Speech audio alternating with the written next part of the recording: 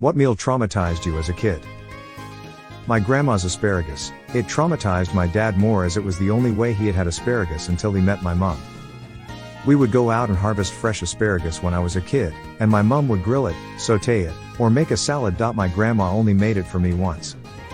Well, my grandma would put it in a pressure cooker on a steam tray and cook it at pressure for 3 minutes.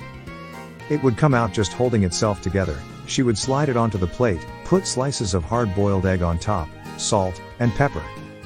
It was hot mush in a stringy tube with cold egg and no real seasoning or flavor left. Just a miserable symphony of textures that would stick in your mouth and teeth. That's the way it's eaten in Flanders. You can blame them for this creation. But it's something to still be holding together somewhat. Here in the Netherlands as well. They are stupid expensive, so I never understood why people boil them for 20+ minutes until mushy. My grandma knew I hated cantaloupe, but my sister loved it, so when we would visit my grandma when we were kids, she made me eat a piece of cantaloupe for every piece my sister ate. To this day I do not know why. I fucking hate cantaloupe. What kind of cruel treatment is that? Was she trying to turn you and your sister against each other? She never seemed to have much empathy tbh and doesn't tend to care about anybody else's distress. Best I can figure after all these years is that it just entertained her. Anyway, we don't talk much. My father would put raw liver in a juicer and make liver pancakes. No bacon, no onion. Edit. Thanks for the upvotes, y'all. Not feeling well today and the upvotes are bringing a smile to my face. Your father seems like the type to have secrets. I'm wondering if fava beans and Keanu were involved. And whose liver was it? Census worker is supposed to be the best. Hello. Ever had a meal that left you scarred? Share your childhood culinary horrors in the comments below. But be warned, this video could bring back some hilarious nightmares. So hit that subscribe button for more food-related trauma and let the memories and laughter roll in. I was forced to eat a mayonnaise sandwich at a sleepover once. It was so disgusting and I wasn't allowed to leave the table until I was done. The people who think things like that are the right thing to do utterly baffles me. Like, yes, gag all you want, but you'll thank me later. What? When I was very young, like 2 to 3 years old, a nearby neighbor auntie used to force feed me milk and I would scream like an animal to free myself. Now when I am grown, she reminds me about it, as if I would like that. Funny thing, I've grown since then, but you're still a bitch. Oh man, I feel your pain.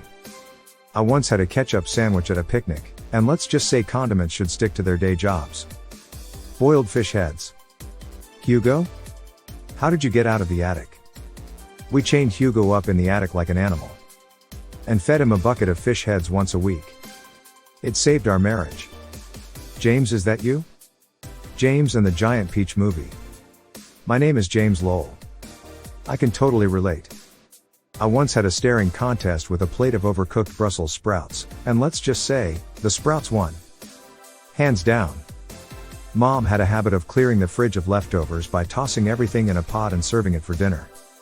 The most, memorable combination was, some old spaghetti sauce, not a bad start, some baked beans, kinda weird, but okay, some leftover tuna noodle casserole, getting weirder, some peas, gotta have a vegetable, and, I kid you not, the leftover cherry jello. Why, Mom? Why the jello? I still have no idea why it all had to go in a single pot. So wrong. My husband tells stories about his father doing that. Or rinsing off the potatoes from potato salad to make soup, with old hot dogs in it. He told me these stories when we were dating. He wanted to make sure I wouldn't make something that revolting, lol. Reminds me of one cold opening of Malcolm in the Middle where Malcolm explains leftover casserole, where leftovers from the week are cooked in layers of a casserole, including a final layer of last week's leftover casserole. Not traumatized, just salty, but, Mom took my brother and me to a restaurant with another one of her mom friends and her kids. That mom was really into making kids try new foods. She made me eat a stupid octopus or squid tentacle or something to get dessert, whereas my brother held out until all he had to try was some basically normal piece of cheese. Clearly I didn't know how to be stubborn. Skill issue. My mom used to pay me $5 to try something, but I don't know why she would ask me to eat the weirdest shit. I remember trying her beets and vinegar once and I violently threw up. Not worth the $5, haha. Beets and vinegar doesn't sound too bad. I occasionally put salt and vinegar on cucumber slices. Oh God. This salad my mom would make that was literally just frozen peas and cheese chunks coated in mayonnaise. I couldn't even be near it without gagging, and they'd then beat me for being disrespectful and ungrateful. Whenever she'd make it, I'd start crying and hide under the bed. I was around 5 or 6. Thank Christ she eventually stopped making it. I still hate mayo.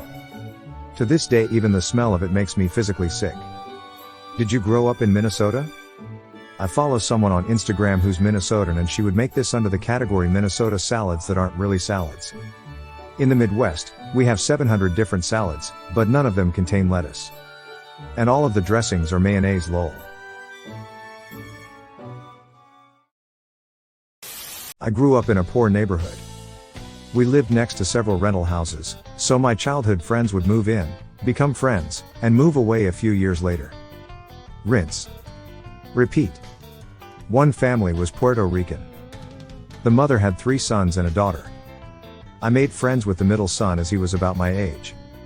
I noticed that her oldest son was always in the backyard with a pellet gun shooting at pigeons on the roof or power lines.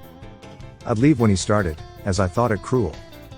One day, while they're looking for my friend, I went to the back door which was off their kitchen. Mother opens the door, says, in broken English, "He'll be out in a minute." She then asks me if I want some dinner. She opens the oven door and it's several small chickens in the oven. I glanced over at the table, see the pile of pigeon feathers, and realized those weren't chickens. I politely said no, thank you and left. Damn, it was unreal growing up poor. To this day it messes with my head when eating chicken. Pigeons were brought to the new world for eating, so I'd guess they taste good at least. Meatloaf.